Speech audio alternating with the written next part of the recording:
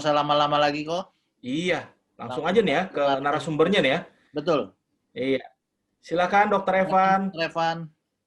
Oke, terima kasih Pak Chandra, Pak Erwin. Malam hari ini saya akan membawakan mengenai nyeri pada tumit. Oke, saya akan bagikan slide-nya.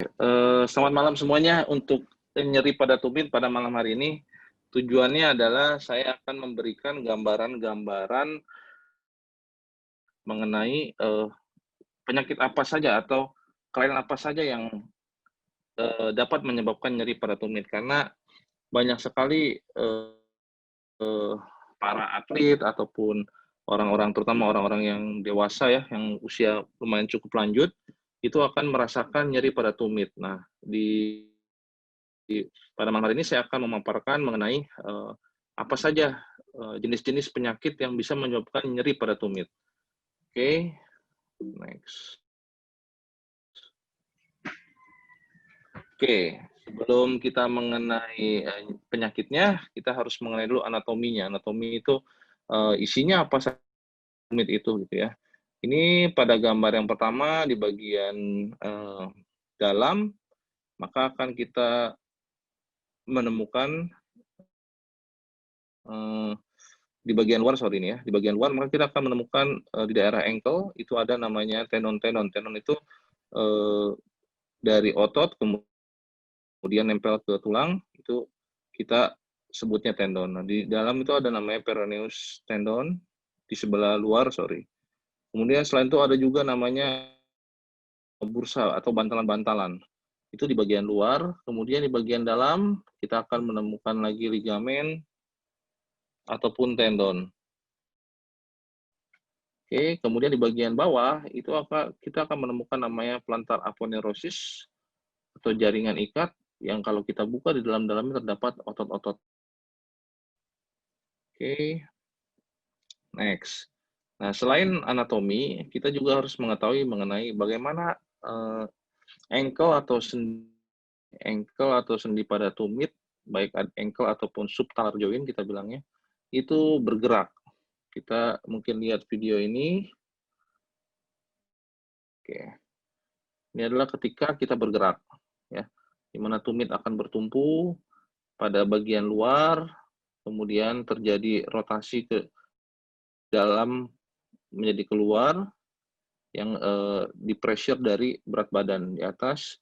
Nah, kalau ini terus-menerus bisa menimbulkan nyeri di bagian luar ataupun di bagian bawah pada kaki. Oke. Next. Nah, nyeri pada tumit. Kita banyak sekali nyeri pada tumit, bukan cuma sekedar plantar fasciitis ya, biasanya orang bilangnya plantar fasciitis. Nyeri pada tumit banyak. Jadi nyeri pada tumit ini terbagi menjadi dua, yaitu non-mechanical sama mechanical. Nah, mechanical kita bagi lagi di daerah plantar atau di bagian alas kaki, atau di midfoot. Midfoot itu di bagian tengah daripada heel-nya, di tengah pada tumitnya, itu nanti ada di bagian dalam sama di bagian luar dan di bagian posterior atau bagian belakang. Nah, nyeri pada tumit itu sangat tergantung dari letak posisi anatominya. Jadi sehingga ketika pasien atau seseorang nyeri pada, harus bisa mendeskripsikan area yang tepat untuk disebut nyeri, sehingga dokter ataupun petugas kesehatan bisa menduga area mana yang next. Nah, ini adalah yang non-mechanical. Jadi nyeri pada tumit itu bisa aja karena artritis, ya, karena asam uratnya tinggi, atau karena rheumatoid arthritis, ya, atau bahkan bisa karena ada diabetes, ataupun infeksi pada tulangnya, ya. Kemudian juga bisa juga nyeri pada tumit, biasanya kiri kanan nih, itu namanya ada lumbar radiculopathy, atau ada kelainan di tulang belakang. Jadi nyerinya pada tumit, tapi problemnya adalah di tulang belakang, ya. Kemudian trauma bisa juga, atau adanya tumor, biasanya neuroma paling sering di sana. Ini pada tumit yang non-mechanical, tapi ini lebih sedikit kejadiannya dibandingkan yang mechanical. Nah, sekarang yang mechanical itu apa aja?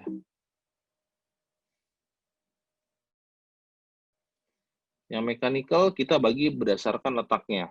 Nah, pertama yang di bagian alas, kemudian yang di bagian tengah, di dalam dan di luar, sama di bagian belakang.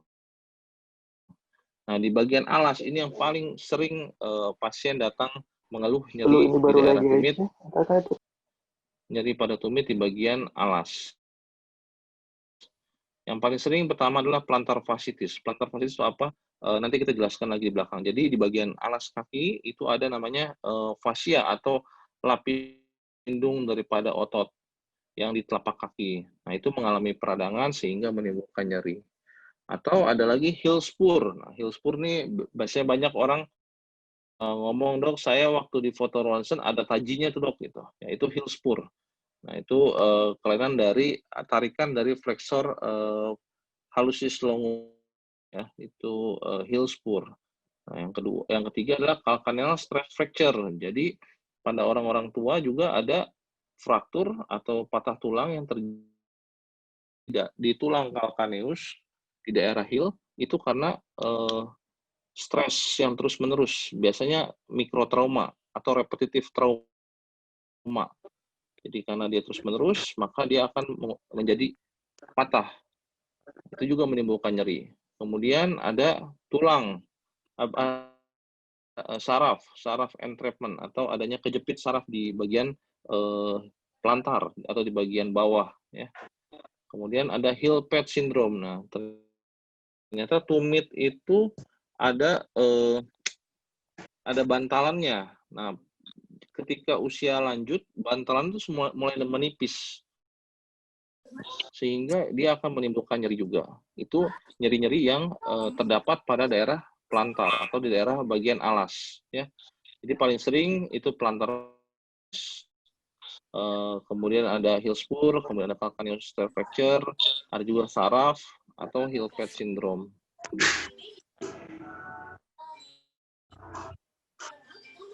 Kemudian kalau nyeri pada tumit di bagian belakang itu juga banyak.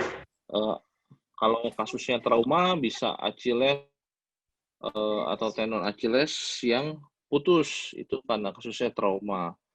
Atau kalau nggak ada trauma biasanya Achilles tendinopati. Achilles tendinopati itu apa? Jadi si tendon Achillesnya sudah mulai tidak berfungsi dengan baik. Ya, itu namanya Achilles tendinopati. Itu juga menimbulkan nyeri.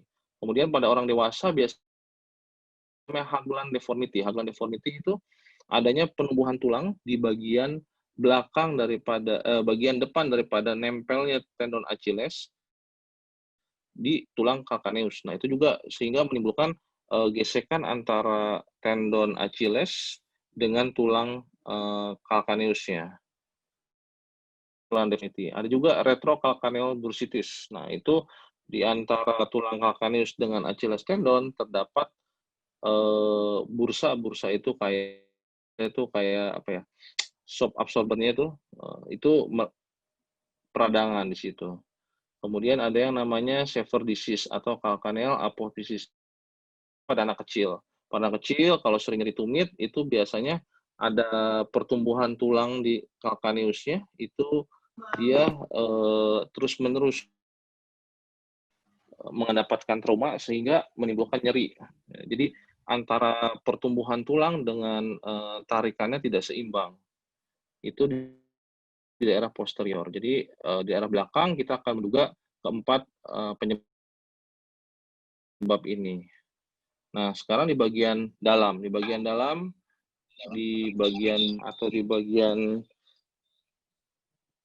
tumit itu kita biasa namanya tibia tendinopati, fungsinya sudah mulai tidak baik. Tuh. Kemudian ada flexor digitomus tendinopati, flexor hallucis longus tendinopati, semua berhubungan dengan otot-otot bergerak atau di daerah bagian dalam pada tumit. Oke. Kemudian ada lagi yang paling sering juga tarsal tunnel syndrome. Nah, kalau ini adanya jepitan ya di daerah pada nervus tibialisnya. Ya, kemudian dia akan menyebabkan nyeri kesemutan di daerah bagian dari mulai belakang sampai ke bagian dalam dari ankle. Nah, biasanya dia itu akan tambah parah kalau berdiri lama, berjalan lama dengan lari. Nanti kita periksa dengan nanti di belakang saya jelaskan lagi. Di bagian midfoot di bagian luar itu ada sinus tarsi syndrome yang paling sering atau peroneal tendinopathy. Jadi ada peroneus longus dan brevis, otot yang di daerah situ, di daerah luar, melewati dia mengalami tendinopathy atau fungsinya sudah menurun. Kemudian ada namanya sinus tarsi syndrome. Jadi di antara tulang ankle itu ada tulang talus, bagian ada tunnel daerah sana itu mengalami peradangan di daerah situ. Oke. Nah ini, jadi nyeri pada tumit itu sangat bergantung dari posisinya. Sehingga kalau saya sebagai dokter ortopedi ketika ada pasien dengan nyeri pada heel atau pada tumit, saya akan meminta pasiennya bercerita dahulu awalnya seperti apa, keluhan nyerinya, sensasi seperti apa, apakah rasa terbakar atau panas atau syap atau apa nyerinya tajam gitu ya. Membedakan. Yang kedua, saya akan meminta si pasien untuk menunjuk dengan satu jari area mana yang paling sakit. Gitu ya. Jadi sangat bergantung. Jadi tadi saya sudah jelaskan di daerah plantar, midfoot, dan posterior. Nah, kalau daerah plantar, di daerah alas kaki itu paling sering itu plantar fasciitis. Kalau di daerah midfoot, di bagian dalam itu juga sering terjadi tarsal tunnel syndrome, ya. Atau di bagian belakang itu ada Achilles tendinopathy. Paling sering. Oke. Next. Oke, sekarang kita masuk ke plantar fasciitis. Apakah plantar fasciitis? Plantar fasciitis itu dia fascia. Fascia itu jaringan lunak yang membungkus daripada otot. Dia berdiri dari terbentang dari bagian belakang daripada tumit sampai ke bagian depan pada ujung jari kaki. Ya. Nah, ini merupakan penyebab tersering nyeri tumit pada bagian bawah, di mana wanita lebih banyak terkena plantar fasciitis dibandingkan pria. Usia rata-rata itu di usia 40 sampai 60 tahun. Plantar fascia adalah jaringan lunak yang berorigo atau menempel pada bagian belakang daripada tumit dan sampai ke bagian depan. Nah, ketika kita berjalan, maka kita akan menaikkan, mendorsofleksi atau menaikkan jari-jari dari kaki kita. Sehingga terjadi namanya windlass mechanism. Nah, ketika terjadi windlass mechanism, maka plantar fascia ini akan tegang. Karena ininya naik ke depan, ke atas, kemudian bagian bawahnya tegang, bagian arkusnya atau lengkung daripada kaki kita itu akan tinggi, akan meningkat.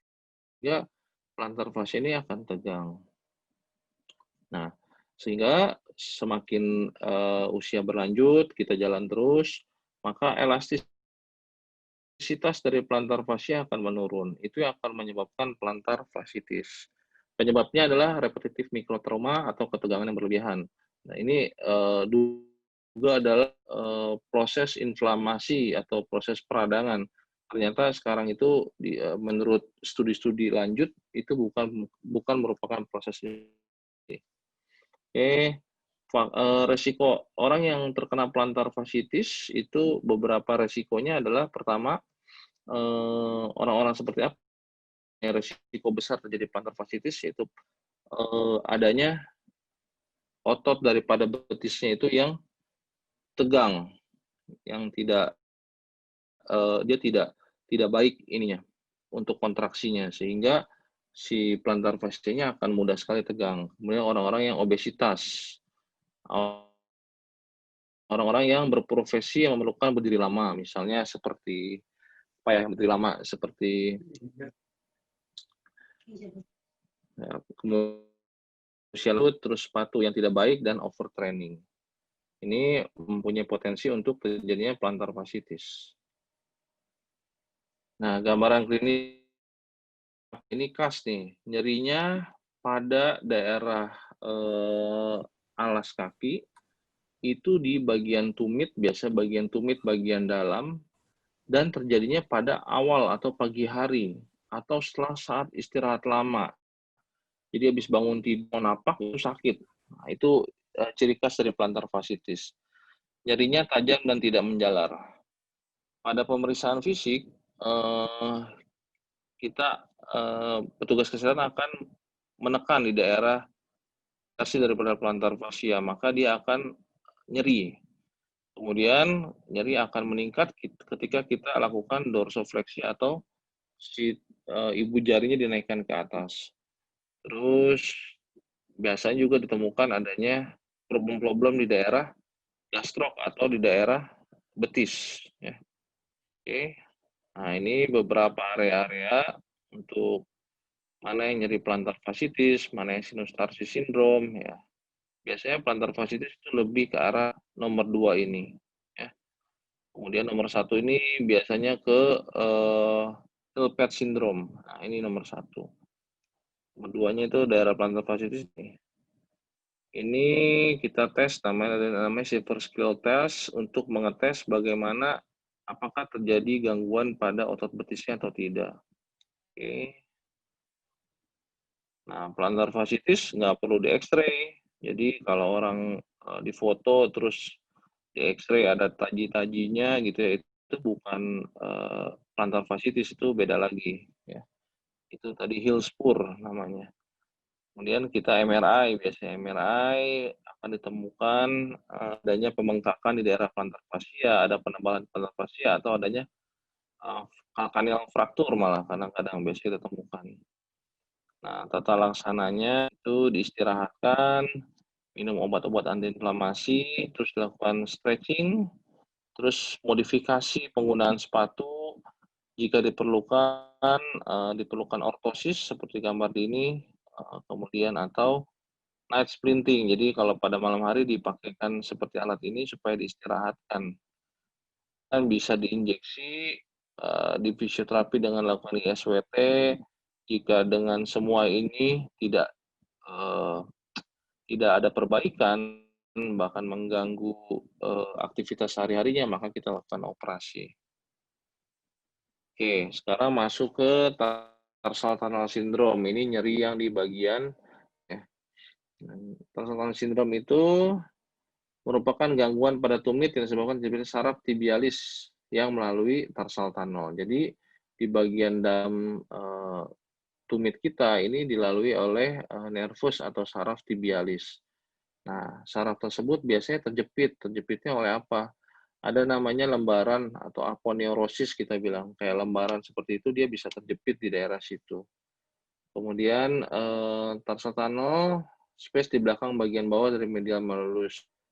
Nah, ini yang terjadi yang dilalui oleh apa aja nih? Ada tibialis posterior, ada flexor digitorum, ini tendon semua ya. Kemudian saraf tibialis itu bercabang ke bagian dalam dan luar daripada calcaneal branch. Oke. Nah, jarang terjadi pada kedua kaki. Pikirkan kadang di tulang belakang ya atau lumbal problem di belakang. Paling sering disebabkan oleh kondisi pes planus atau yang flat foot kita bilang ya, yang rata ininya. Karena dia kalau pada flat foot itu selain terjadi di bagian plantarnya atau di bagian alasnya ini rata, dia terjadi hyperpronation sehingga bagian mudah terjadi tarsal tunnel syndrome. Bisa juga karena patah ya, karena ada patah menjadi celahnya menjadi sempit. Terus ada space occupancy tumor atau ada apa, bisa juga menyempit celahnya. Atau ada peradangan atau ada rheumatoid arthritis. Gejala khasnya yaitu neuropathic pain tuh nyerinya itu pasien mengeluh biasanya burning sensation. Jadi, wah panas dok, gitu. Pasien akan mengeluh panas di bagian dalam sini dok. Terus numbness, kesemutan di bagian dalam sini dok. Di bagian posterior ankle dan heel. Oke. Nah, biasanya memberat saat berdiri atau berjalan jauh atau berlari, berdiri lama ya maksudnya. Membaik saat beristirahat, saat menggunakan alas kaki yang longgar. Oke. Next, pada pemeriksaan fisik, kita akan menemukan pasien dengan flat foot atau pes planus, kemudian adanya muscle atrofi karena kejepit saraf itu kan mempersarafi otot-otot di sekitar bagian dalam situ. Nah, otot-otot bagian dalamnya itu menyebabkan karena tidak ada nervusnya atau sarafnya, maka dia akan mengecil gitu ya. Kemudian biasanya kalau saraf, dokter akan melakukan namanya tinal sign, diketuk. Jika ada nyeri menjalar atau nyeri di daerah ketukan, biasanya itu adalah tarsal tunnel syndrome. Ada pemeriksaan fisik, ini pemeriksaan fisik untuk memprovokasi dengan cara dorsofleksi eversi atau plantar fleksi inversi. Intinya kita bagaimana mempersempit ruang di bagian dalam daripada tumit tersebut sehingga ketika kita tes provokasi pasien akan menimbulkan nyeri. Tuh. Kemudian MRI untuk melihat anatominya dan tarsal tunnelnya. Nah, kalau berhubungan dengan saraf, ada pemeriksaan namanya EMG NCV untuk memeriksa bagaimana saraf. Oke. Tata laksananya diapain kalau ada tarsal tunnel syndrome? Ya, seperti biasa, konservatif atau non-operatif itu kita lakukan modifikasi aktivitas yang tadinya lama berdiri atau jalan jauh harus dikurangi gitu ya. Terus menggunakan ortotik atau alami, kemudian neuromodulator medication, ya ini obat-obatan, kemudian NSAID antiinflamasi, bisa juga digunakan injeksi steroid, kortikosteroid ketika misalnya problemnya adalah tendinitis, ya. Operasi jika gagal terapi. Nah, yang ketiga adalah yang di bagian Achilles tendinopati. Achilles tendon digabung dari otot betis yaitu otot gastrok dan soleus membentuk namanya triceps surae di belakang sehingga membentuk otot Achilles namanya. Nah, salah satu cedera olahraga pada peregangan kaki yang paling sering adalah penggunaan berlebihan atau overuse injury atau kalau pada trauma bisa aja putus Achillesnya ya. Nah, kalau tendinopati ini karena berlebihan, sering sebelum aktivitas berlari melompat atau penggunaan high heels ya. 9% terjadi pada recreationers, 5% pada professional runners. Jadi pada pelari paling banyak sakit ini. Dibagi menjadi dua berdasarkan lokasinya, yaitu di insertional atau di tempat menempelnya si Achilles atau di tengah-tengah.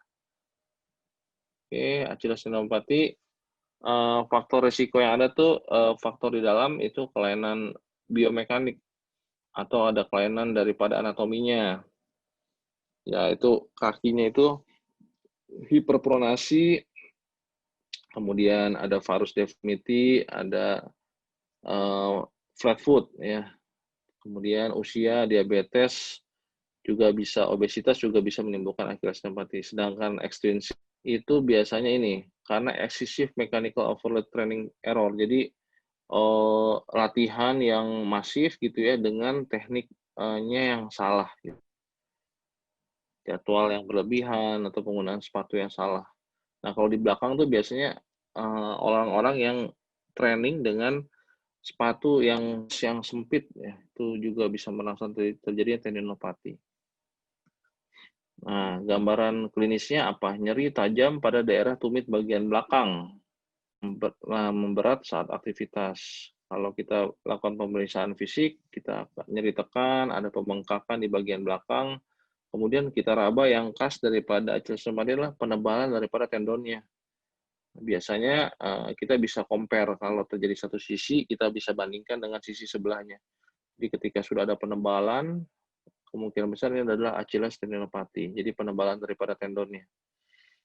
Dilakukan tes provokasi lagi, dilakukan dorsofleksi atau punggung kakinya dinaikkan, menimbulkan nyeri. Terus kalau pada fase-fase awal itu dia nyerinya sebelum latihan, morning pain atau akhir latihan. Jadi ketika latihan itu dia nggak sakit. Setelah itu nyeri sekali dia. Kemudian kronik nyeri tajam selama latihan. Kalau sudah lama dia nyeri tajam selama latihan. USG kita temukan ada penebalan tendon Achilles, X-ray MRI, biasanya kita temukan adanya kalsifikasi atau penumpukan putih-putih di daerah daripada tendon Achilles-nya, atau ada spuring itu seperti tulang tumbuh yang baru di daerah belakang tumit. Tata laksananya apa? Konservatif, yaitu kita modifikasi aktivitas, diistirahatkan, kemudian pakai orthotic device, antiinflamasi. Sekarang ada namanya terapi PRP injection, itu cukup baik hasilnya untuk Achilles tendinopati. Kemudian gagal terapi konservatif dalam 3-6 bulan. Nah, ini juga di bagian ada namanya patah tulang di bagian tulang calcaneus, ini tulang talus, di bawah tulang calcaneus ini ada patah karena stress fracture. Jadi patahnya terjadi itu karena mikrotrauma. Jadi trauma yang terus repetitif trauma tapi kecil sehingga terjadi patah tulang di daerah sini. Ini juga menimbulkan nyeri di daerah belakang tumit. Ya, terjadi pada atlet, anggota militer, orang tua dengan osteopenia. Penyebabnya overload ya, pada berulang-ulang pada bagian tumit. Oke. Gambaran klinisnya itu nyeri pada weight bearing, pada saat berdiri nyeri atau berjalan, nyeri saat jalan, nyeri pada saat beraktivitas. Nah, pemeriksaan fisiknya ditekan nyeri di daerah tersebut, di daerah tumit, kemudian ada calcaneal squeeze test, diputar, dia akan merasa nyeri. Di X-ray biasanya jarang kelihatan. Jadi calcaneal fracture ini harus didiagnosa dengan CT scan atau MRI.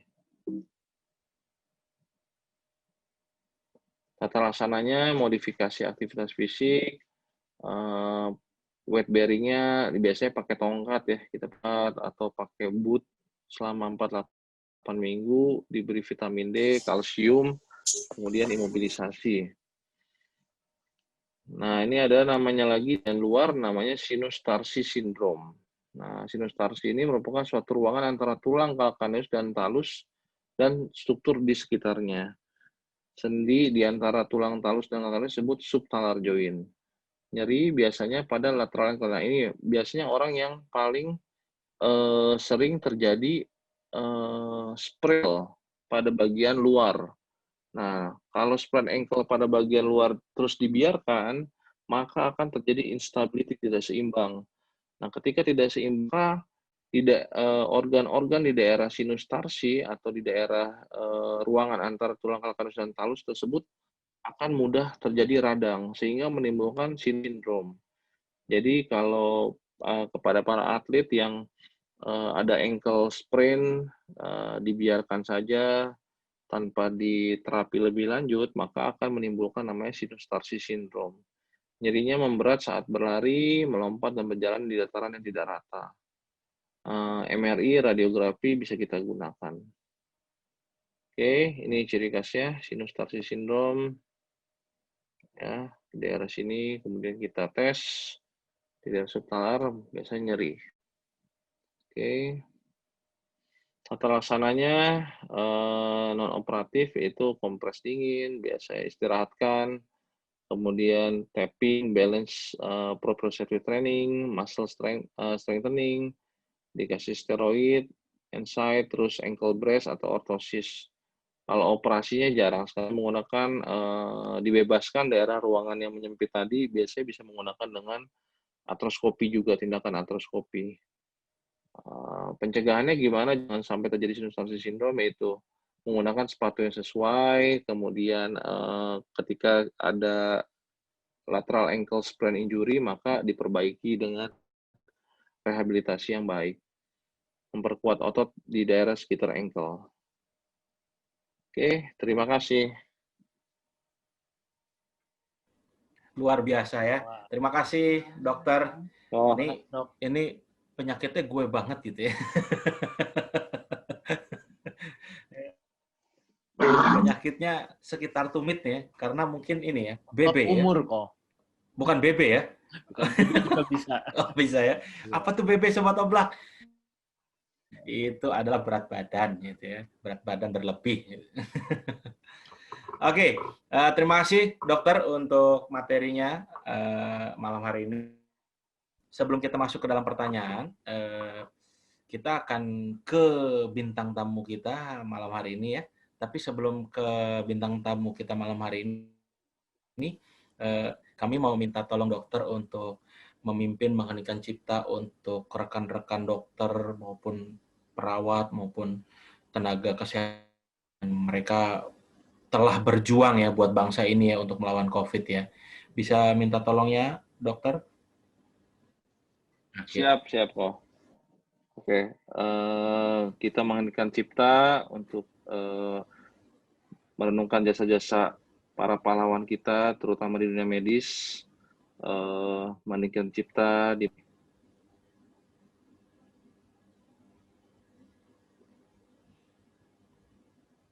Oke. cipta selesai. Terima kasih dokter. Oke. Kita sekarang menuju ke bintang tamu malam hari ini ya. Siapa nih Kak Erwin? Namanya Yasnita. Oke. Halo Yasnita. Ini Halo. profilnya mau. Loh, kok di sini kayak anak umur 12 tahun ya? Oh, bukan. Oh, ini yang lama ini. Iya. Boleh tahu siapa sih nama lengkapnya Yasnita? Nama lengkapnya Yasnita Enggira Setiawan. Oh, Yasnita Enggira Setiawan. Setiawati ya? Bukan. Ganti-ganti nama aja, bubur merah putih nanti ya. Oke. Yasnita nih seorang atlet di cabang olahraga apa sih? Di cabang olahraga bulu tangkis. Bulu tangkis ya. Terkenalnya badminton ya. Ya. Badminton. Tapi katanya nanti akan ada cabang olahraga baru tuh Yasnita. Apa tuh? Goodminton katanya. Waduh. Iya. Dari usia berapa sih Yasnita nih apa ada di dalam maksudnya suka gitu ya sama badminton nih jadi terus sampai jadi atlet profesional gitu ya? Kak itu aku suka dari umur 4 tahun. 4 tahun, buset. Iya. 4 tahun ya, wow, luar biasa ya. 4 tahun kita dulu ngapain kok? Main layangan. Main layangan ya. Iya. Oke, sekarang kalau boleh tahu umur berapa Yasnita?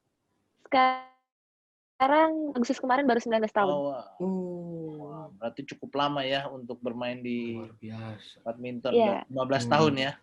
Iya. Oke. Biasa. Karir terakhir apa nih Yasnita nih? Karir terakhir tahun kemarin sih sebelum cedera itu 16 besar kejuaraan dunia junior. Wow, 16 besar. Kita kasih tepuk tangan dulu. Iya, 16 besar. Luar biasa. Ya tentunya ya. Yasnita, boleh cerita dong kenapa bisa cedera terus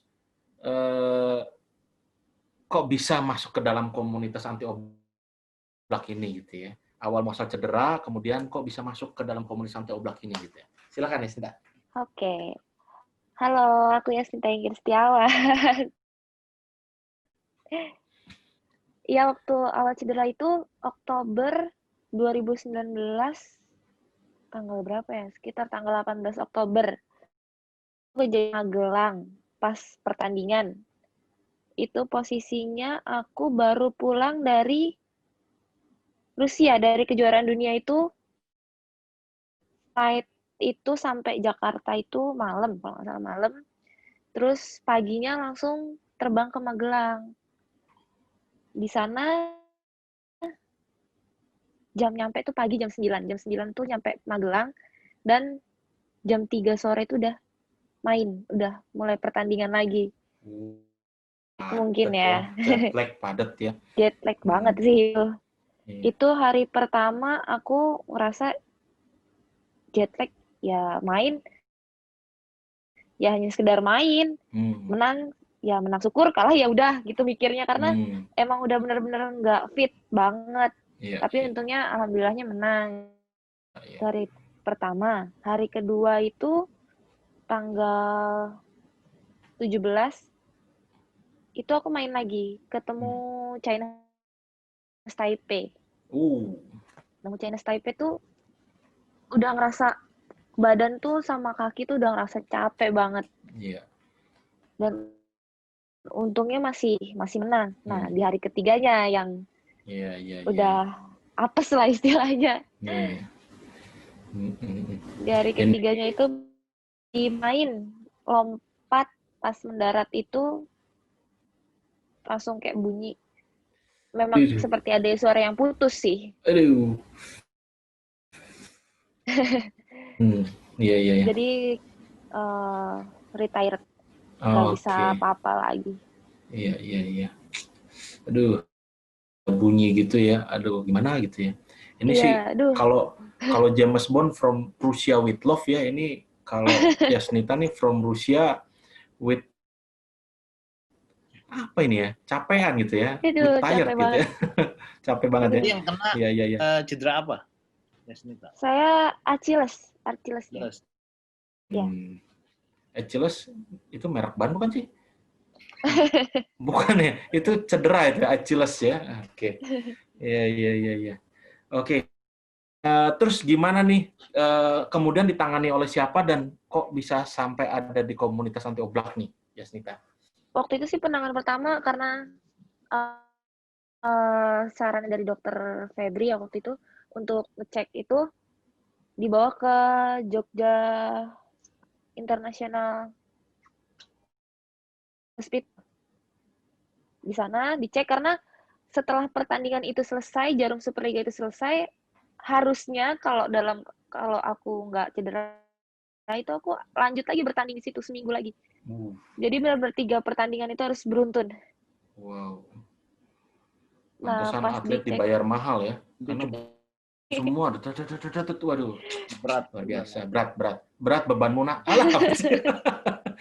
Iya. Kemudian dari Jogja terus katanya memang udah nggak bisa dipaksain main lagi karena memang sarannya sih waktu itu disuruh cepet-cepet dibawa ke Jakarta untuk penanganan. Akhirnya tuh pulang tanggal 19 tuh pulang. 19 pulang, nyampe Minggu, Senin akhirnya dibawa ke rumah sakit Progress. Terus semua dicek semua. Yang ganteng tuh ya. Semua dicek di MRI dan memang hasilnya waduh, iya. Ditangani oleh Dokter Evan ya, Yasnita ya? Dokter waktu itu yang operasi Dokter Febri sama Dokter Evan. Oke, waduh. Biasa nih. Nah, terus gimana dengan adanya komunitas anti oblak ini? Apakah membantu Yasnita dalam proses penyembuhan dan lain-lain? Sangat-sangat membantu banget. Supportnya dari teman-teman. Aduh, dari yang pastilah pas aku cedera itu aku down banget. Dari dengar kata putus itu, wah down banget. Tapi ternyata support dari teman-teman itu luar biasa banget sih. Iya. Okay. Dari member anti oblak itu luar biasa ya. Iya. Terima kasih. Mulai berlatih atau sudah bertanding? Sudah waktu itu balik itu sekitar bulan Juli tanggal 16 dan kemudian langsung ikut pertandingan home turnamen yang diadain di Pelatnas PBSI Cipayung. Wow, keren banget ya. Sekali lagi tepuk tangan buat kedua dokter kita nih yang ini ya luar biasa ya langsung. Nah, itu proses pemulihannya berapa lama ya, Yasnita? Saya dari bulan Oktober sampai harusnya Februari itu saya udah bisa balik ke sini. Udah dinyatakan sembuh, tapi karena pandemi saya jadi bulan Juli. Jadi sekitar Februari, berarti Oktober, November. 4 bulan, 5 bulan lah. 4 bulan, 5 bulan ya. Iya. Luar biasa ya. Biasa.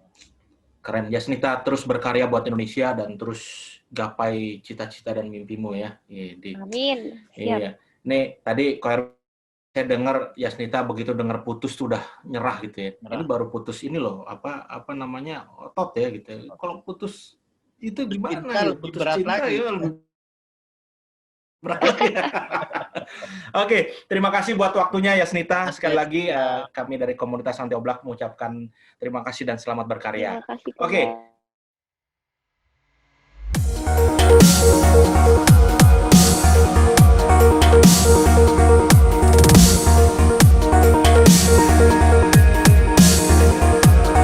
Bye.